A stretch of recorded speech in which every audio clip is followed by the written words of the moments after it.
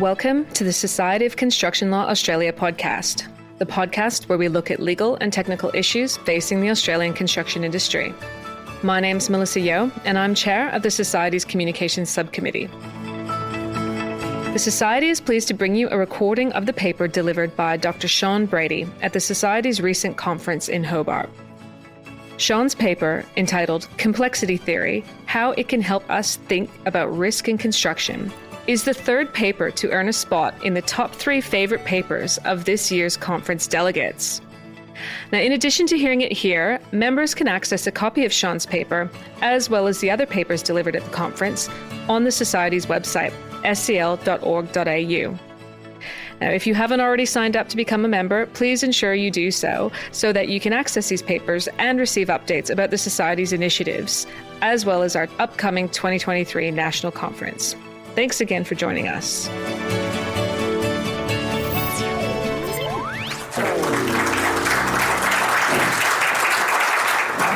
So I want to talk about complexity theory. We could do a 10-week course on complexity theory. So what we're going to talk about today is just a tiny scratch of the surface to sort of introduce some of these concepts so that if we're interested, we can talk about them more in the future. But complexity theory really is a different way of thinking about systems and thinking about how risk works in systems and thinking about how things go wrong in systems. Before we get there, let's have a story. Some of you will have heard pieces of this story before. It's the 15th of March 2018. It's in Miami, and we're interested in this artist's impression of a bridge, which is a bridge that was being constructed outside the Florida International University. Pedestrian bridge. Looks like a cable-stayed bridge with its big pylon and those cables, but it's actually not. This span here is self-supporting, and this is what they built first. The cable-stayed nature of this is largely for architectural reasons, to make it look good. They got this far. So this is a site off the side of the bridge. So this is just off the highway where that main span of the bridge is in place. It's obviously sped up. It's a dash cam of a truck. What you're going to see is distressing. But as you see this truck turn out on to the freeway, you'll see the Florida International University Bridge in the distance. You'll notice the road is open and traffic is moving. And it happens very quickly. So this is the slowed down version. Have a look at the left-hand side of the bridge. Have a look at the crane, which is over near the left-hand side of the bridge. There's work happening at that side of the bridge. Keep your eye over there, because that is where everything happens. And it happens incredibly quickly, even when it's slow motioned. There was workers on top of the bridge, over near that crane. One of them was killed. What turned this into a real tragedy was that the road was open, the lights were red, and the traffic was backed up onto the bridge. It crushed cars and killed another 5 people in the cars. So it was a really horrific incident. And of course, since then, Miami's had its condo failure, so it's had its fair share of incidents over the last few years. What happened? This is a schematic of the bridge. A couple of things to take away from it. It's a pedestrian bridge. It's all made out of concrete. The top part of it is known as the canopy. The bottom is the deck. And in between, you've got 12 members, some vertical, but most of them diagonal, 1 to 12. And we're interested in this. We call it this 11-12 to deck joint area. So it's that deck joint at the bottom of that. And the reason why we're interested is, and this is taken from the National Transportation Safety Board investigation of the failure, we're interested in that member 11-12 deck joint connection because that's where the failure initiated from. So there was essentially an explosive failure of that joint. And you can actually see concrete blow out if you slow down the video. This is a truss bridge. All those members are really important in the bridge. If you lose one of them or if you lose one of the connections, you essentially have a mechanism. You don't have a stable structure anymore. That's what happened. Once you lose that member 11-12 to deck joint connection, you've got an unstable structure. You get very localized failures. You fracture the canopy at the top of member 11 and you fracture the deck at the bottom of member 10. And from that point forward, the bridge just hinges down. The right-hand side of this bridge is essentially undamaged. Those 4 members on that side are totally okay. To give you an idea of speed, it's just over 400 milliseconds it took this thing to fall down. So less than half a second for the bridge to come down. Why did it come down on the day?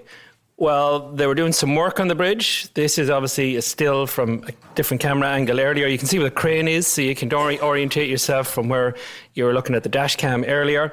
There are men working here, and they're working at the top of member 11. Now, what are they doing? What they're doing is they're applying post-tensioning to the member 11 in the bridge. So the problem here is, in a very simple terms, is concrete tends to crack when you stretch it. So one way you can stop it doing that is you can put some hollow tubes into the concrete, and you can put some steel rods inside those tubes and embed them in the concrete at the other end, and then you can jack that rod. You can squash up the concrete, tensile up the rod, squash up the concrete. That way it doesn't stretch and crack. And that was put in place for an earlier part when they were moving this bridge out over the highway, which we'll talk about in a few minutes. The problem was that they were reapplying this tension. So they had a big jack on top of this thing, and they were stretching those rods inside member 11. And the end of those rods were embedded in the concrete down here, in that member 11-12 deck joint area. What happened was that the stresses for that were simply too big, and it tore that joint apart. And that's why the bridge came down. Now, why were they post-tensioning this at all? They weren't meant to be doing that at this part of the design. Well, the reason was that this bridge had some cracks. And they took the view that if we reapply this post-tension that had been in the bridge earlier and then released, we'll close up all those cracks again and the bridge will be fine. Now, afterwards, the National Transportation Safety Board said this is complete rubbish. There's no way in the world you can crack up a section of concrete and then think that you're going to apply a tensile load to that and pull it back into one solid block of concrete. What actually happens is the opposite. Because it's so badly cracked, when you apply the tension, it doesn't have the strength to hold itself together, so it just tears itself apart. They were doing this because of cracks. What were the issues with the cracks? All concrete structures crack one way or the other, and what we do is we make sure that the cracks don't get too wide. Once the cracks stay on the permissible widths, it's okay. The allowable crack widths in this structure were 0.4 of a millimetre. Now, if you want to know how thick 0.4 of a millimetre is, it's about the thickness of the nail on your little finger. So that's as wide as the cracks were allowed to get before you should get concerned. In the very beginning, this is the bridge when it was just cast. This is back in February, 3 weeks before the fair. It's sitting in the casting yard. They removed the supports from the bridge. It's the first time it has to carry its own weight, and they hear a cracking sound. It cracked straight up at that critical joint and a few other joints as well. Over the next 2-3 weeks, as they took that structure, moved it out over the highway and worked on it, the cracks grew and grew. So while they started off small, have a look at this. These were some of the critical members. Probably don't need to be an engineer to know that's a little bit bigger than the thickness of your nail. And these continued to grow over the 3 weeks. Have a look at this. Down the bottom, you can see the measuring tape. They've actually stuck it down into the crack because it's so wide. And they kept working, and they kept the road open. Some of it was so bad that they were spalling concrete off the side of the bridge. Now, this is the actual joint here on the right that we're now going to go and put that massive tension into to believe we're going to close up these cracks. This is what it looked like. This is from the National Transportation Safety Board on the day of the fair. It was just riddled with cracks. One of the quotes from the report is that this was a bridge screaming that it was failing, but nobody was listening. And even though this was happening, they decided to apply the post-tension to this, see if they could close up the cracks, and they decided to do it under live traffic. Oh, we could honestly talk for a whole hour on that. What was the fundamental problem? The fundamental problem, this is this member 11-12 joint, and it's round the other way, so you just have to sort of get used to it. The issue here was that there was massive design errors made on this joint. Fundamentally, the stresses on this joint were dramatically higher in real life than they were on paper. The engineers just simply got it very, very wrong. What's amazing is that when the bridge started to crack up, nobody seemed to go back and say, well, let's check the calculations again and see if we got it wrong. Again, we could talk about loads of stuff here. What I want to talk about is that this design had to be peer reviewed. So An independent party had to come along and check that this bridge was fine. Somehow, in the course of this project, they got that wrong. So what we want to talk about for the rest of the presentation is how and why did they get that wrong. To look at the people involved in the bridge, there's Florida International University. They were doing the work with Florida Department of Transport funding, and Florida Department of Transport also had oversight on the project to make sure everything was done safely. Florida International University engaged MCM as the contractor for a design and build contract. MCM went and engaged a design firm called FIG. FIG then went and engaged the people who were going to do this peer review that we're going to talk about. They're called Louis Berger. And there was a few other people involved as well, a group called Structural Technologies. They were experts in post-tensioning. And another crowd called Bolton Perez and Associates. And they were essentially the client's representative in this. It was their job just to make sure everything was going right on the project. What's interesting about Louis Berger is Louis Berger gets hired by the designers to check their design. So an interesting little contradiction in there. But let's focus on why did Louis Berger not find these gross design errors in the bridge? And to try and answer that, this is where we can start talking about complexity, because complexity sort of gives us the tools to do this. So what do we mean by complexity? Well, it's not a particularly helpful name. It really is the study of complex systems, which I'm not going to argue makes it any easier at that point.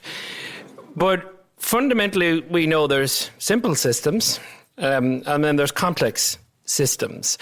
This has been around since the 1980s, huge amount of research done on it, ongoing on it. But fundamentally, there's some systems we just know are complex. We know that the economy is complex. And what do we really mean by that? We know that it's sometimes sort of predictable. It sort of does what we think it's going to do. And then sometimes it just doesn't. Sometimes it goes nuts. We have booms, we have busts. We find it really difficult to understand some of these things. We can understand afterwards, but we can't necessarily predict beforehand or see the signs something's going wrong. I would argue that when you get into big construction projects, you're probably in the same boat. We know construction projects don't go necessarily the way we intended. We know strange things happen. We know people behave in really irrational ways sometimes in these projects. How do we explain that? And that's really where complexity science starts to become really useful, because at its core, it's about how do you think about systems? Think of a construction project like a system. There's a group of components which are the parties, and they're all going to interact with each other. It's a system to deliver something. How do we think about systems? Because it turns out that we human beings are really, really terrible about thinking about systems. And there's one reason why we're really bad at it, and that is we love what's called Newtonian thinking. Now, that sounds like a nice scientific and an engineering term, Newtonian thinking, but all the lawyers in the room will be pleased to know that you do this too. We all do this. So what is Newtonian thinking? Well, it really came from Isaac Newton, as the name suggests. He did lots of things. He gave us calculus. He gave us an understanding of gravitation. He gave us equations of motion. But he also gave us a way to think about things. And that's Newtonian thinking. And there's a few bits of it that are really important. One is it's deterministic. What does that mean? It means that we can work out the equations about how something works. We can work out where everything is, and we can now use all that to predict where something will be. We can get a mechanical understanding of something. If we want to understand where the planet Jupiter is in their fortnight, we can sit down and work that out. We can determine where that is, according to Newtonian thinking. It's causal, and this is a really important point. We believe with this sort of thinking that small causes have small effects. Big causes have big effects. And we do the same backwards. If we get a really big bad failure, we say, well, the cause of that must have been terrible. But what we find in some of these systems is little things make the big difference in these complex systems. It's not necessarily big causes, big effects. But in Newtonian thinking, it's very, very linear. If someone dies on a construction site, it must be really bad what caused that fatality. Must be so much worse than what would cause an injury. But we know that's not quite true. And the last piece which is critical is it's reductionist. Now, what does that mean? It means that the way we tend to understand problems is we say, if we want to understand a system, what we do is we break that system down into its components. We understand what each of those components are actually doing. And once we understand what each component does, we know how the system works. In other words, by understanding each of the components, we understand the system and we can predict what that system will do. Another way of saying this is that the system is the sum of its parts. And I would argue that probably most of us in this room tackle understanding things in exactly that way. And not only, as I said, is this in science, but it's broke the barriers of science, and it's pretty much in how we think. It's the backbone of management theory. So if you go and look at how we're meant to manage firms and run firms, we use Newtonian thinking. We used something that someone worked out to describe the behaviour of how planets move to work out how we should manage people. As someone said, that'd be a lot harder if each of those planets could think for themselves. But we do believe fundamentally that the world is predictable, rational, measurable and controllable. And I would say that when we set up construction contracts, we think about them in those terms. When we think about how those contracts are executed and how people do the work, we think about it in those terms. But we know that doesn't necessarily work. It doesn't necessarily work because Newtonian thinking doesn't work in complex systems like construction projects. And the problem here is this reductionism we talked about.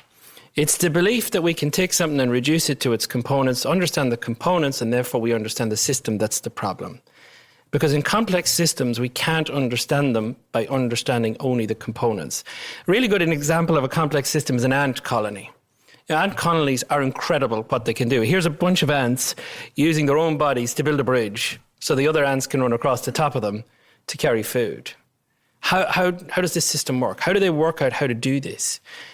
Well, we'll never figure out how they do this by catching one ant and studying the hell out of it.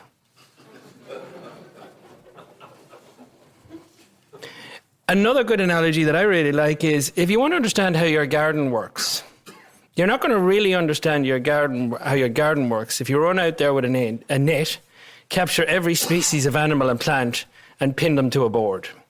You might know a hell of a lot about all of the animals and plants in your garden, but you still don't understand how your garden works. There's some systems, complex systems, where this reductionism simply doesn't tell you anything about how the system works, but that pulls against our human need for understanding.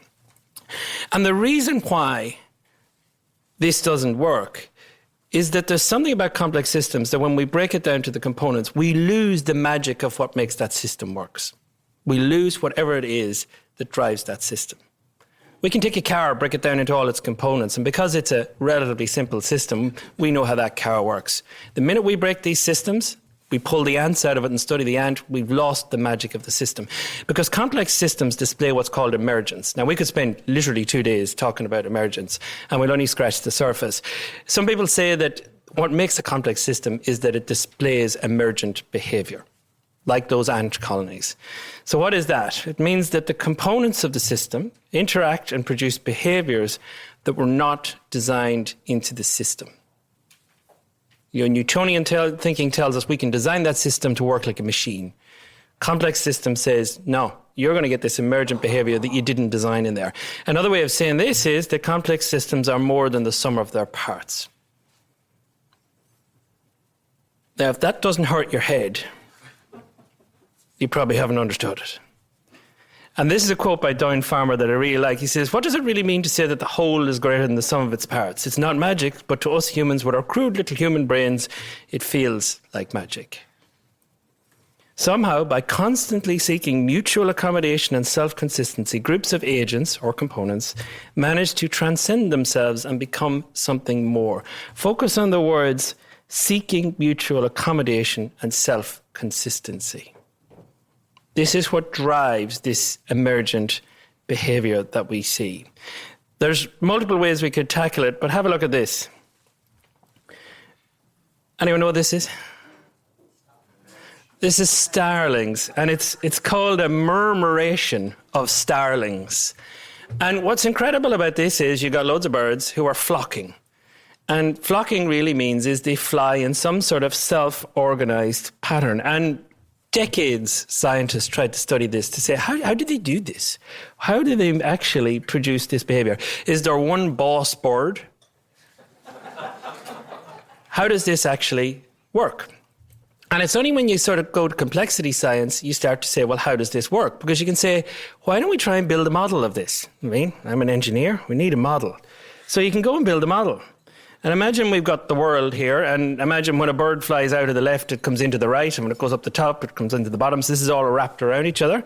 And we can put 501 starlings in there, and we can point them in random directions, put them in randomly, point them in random directions, and say, go for it. And they don't do anything particularly interesting because they're not interacting with each other. We've got our components in here, but we don't really have a system. And quite recently, a scientist by the name of Reynolds came along and said, what happens if we give these starlings some rules? Not overarching rules like Newton would give them. Why don't we give them little local rules about how they interact with the birds that are right beside them?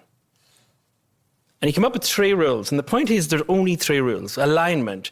The birds tend to turn so they're moving in the same direction as nearby birds. Separation. They won't bump into each other. They'll get close enough, but they won't get close enough to hit each other. And cohesion. They'll move towards other nearby types of birds. So think about that. 3 really simple rules that you wouldn't imagine will do much. And they're all local. That's the key thing. This is not being governed by a construction contract, for example. And we can start them off randomly like we did before. And then we can basically switch on the rules. And we can watch what starts to happen. And remember, these are just 3 very, very simple rules. But as you watch, the random behaviour starts to drop away. We still can't predict what's going to happen. We still can't predict where any bird will be at a particular time.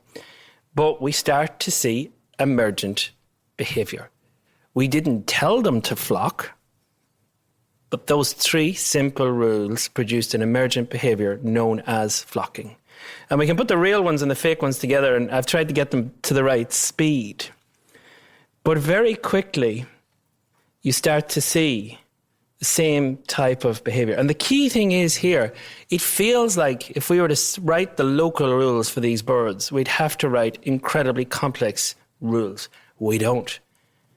And what complexity science tells us is a couple of very simple rules between agents or components in a system can produce very, very different behaviour than you thought you were going to get. And by this stage, they have absolutely organised themselves into flocking from 3 simple rules. And we can look at how segregation works in cities, and we get the same sort of thing.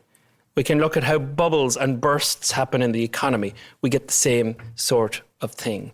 And what's happening here is that the fundamental difference between simple systems, like a car or even an airplane, what makes complex systems complex is the interactions. And of course, Newtonian thinking tells us we can ignore the interactions, but the only thing that matters in the system is the components. That's why Newtonianism and reductionism fails. That's why how we mostly think about systems fails, because we have to look at the interactions. If we want to understand systems, go to the interactions first. They will have a much bigger impact on the overall outcome than the components themselves. So, with that in mind, let's go back to Florida and look at how some of these concepts play out. As I said, there's so much we could talk about on this bridge, but let's go and have a chat about Louis Berger, who didn't do a good job on the peer review, who didn't pick up that there was an issue. So let's look at the interactions in the system that Louis Berger were working in. So Florida Department of Transport, we know, had oversight here. Because of the way the funding worked for this bridge, they said we need a peer review. That was all very standard. Peer review is you go and you independently do your own calculations. You check that the design of the bridge is okay. Totally independent. And the scope is non-negotiable. You use what is the Florida Department of Transport's plans preparation manual. So the scope is set. It seems really good, doesn't it? What could possibly go wrong if you're a Newtonian thinker here? What went wrong was that these duties get handed over to MCM, as we know, who hand them on to FIG. So now it's FIG's job to come up with a third party to do the review. And they have to do this as part of the tender process because they're going to get into a hard dollar contract with MCM. So who do FIG pick to do the peer review? Any takers? It's not Louis Berger. They themselves, yes. So they say, well, why don't we do it themselves? That'll cost less. More money in our pocket, but let's make sure another office actually does it. Fast forward a few months. Of course, they priced the job based on that assumption. Fast forward a few months. There's a meeting. FIG happened to mention that they're doing the peer review themselves. Florida Department of Transport hear this and they go, no, you're not doing it yourself. You're going out to get independent people to do it. And of course, this has caused a problem because now FIG have to spend money they didn't think they were going to have to spend. FIG put out their request for bids, and this is where Louis Berger enters the picture. Louis Berger says, good news. We are pre-qualified to do this work, but you had to be pre-qualified with the Florida Department of Transport to do it.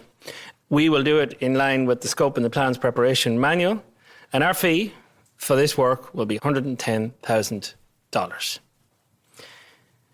So FIG have got one bid for $110,000. They didn't just get one bid, they got two more. And when they got two more, they realised they had a bit of a problem. Now, if you're FIG and you're under pretty severe financial pressure now because you're in this contract with MCM and you're spending money you didn't have to spend, which of those do you reckon you'd like to pick? The 63. And remember, the scope stays the same. There's no scope negotiations here, but this is all plans preparation manual. Louis Berger seemed to have got nervous. We know before it was awarded, Louis Berger came back. They stressed that their bid, just for comparison purposes, was very thorough, that they were going to develop independent models of these structures and they were going to use these independent models. And they said, look, before you make a decision, make sure you give us an opportunity to come back with your best and final offer. We don't know what happened next, but very soon, the bid of $110,000 disappeared and was replaced, quite miraculously, by $61,000. So again, because of these interactions, the bid price goes down to 61. The 10-week timetable to do it goes down to 7. And FIG reminds them, just remember you're still doing it in accordance with a set scope, set out in the plans preparation manual. So nice and cheap, but same amount of work has to be done. Just think about that interaction and the behaviour that interaction is going to drive. What do you think Louis Berger did? And I'm not apologising for Louis Berger here in any way, but by understanding these interactions, we see suddenly why people start to behave the way they do, for better or for worse. In this case, decidedly for worse. Louis Berger, one of the things they have to do is they have to check each stage of construction of this bridge. Stage 2 is when this thing is brought out and put over the highway, transported over the highway. Stage 3 is when the backspan's put on to the end of it. Stage 4 is when they tie up the pylon and the cables. Louis Berger, don't check this one, don't check this one. Only check the bridge in its final state. And as we know, the bridge never got to its final state. Not only did they not check all stages of construction, they also cut another corner. They have to check that all the parts of this bridge have been designed properly. They checked the members. What did they not check? The connections. And of course, that's where the gross design errors were made. Once they didn't check those connections, those design errors got to make their way through the design and construction process. What's interesting is when you go and look at the research of what causes failures, this is some work done by the Dutch in 2014, but they went through a spate of structural failures. You can't do an engineering presentation without one graph. The point here is that the taller the bar on this graph, the more important it is in terms of preventing a structural failure. If you look over to the right, you'll see technical competency in the human factors. When I talk to engineers, they say the single most important thing is to make sure you're technically competent. That's how you stop failures. The research shows something quite different. Yes, technical competency is important, but it's not as important as communication and collaboration, and it's not as important as risk allocation and control mechanisms. The interactions in the system are what govern whether you're likely or not to get a construction failure. And we tend to ignore them. If you really want to stop these sort of failures, we have to stop looking at these as individual parties who may have done something wrong and start saying, what is the interactions that we build into the system with our construction contracts? And even apart from the construction contracts, what are they going to do to be mutually self-sustaining, to work out what's mutually best for everyone, because that's how they're going to actually behave in the contract. So the interactions set in the contract is one thing, the interactions in real life is another. The key lesson, if we want to manage risk in these sort of projects, is sure, look at the parties. but look at the interactions you've built into these contracts and ask yourself, what does that really mean? And when people come up with their own way of doing it, what will that look like? Thank you very much.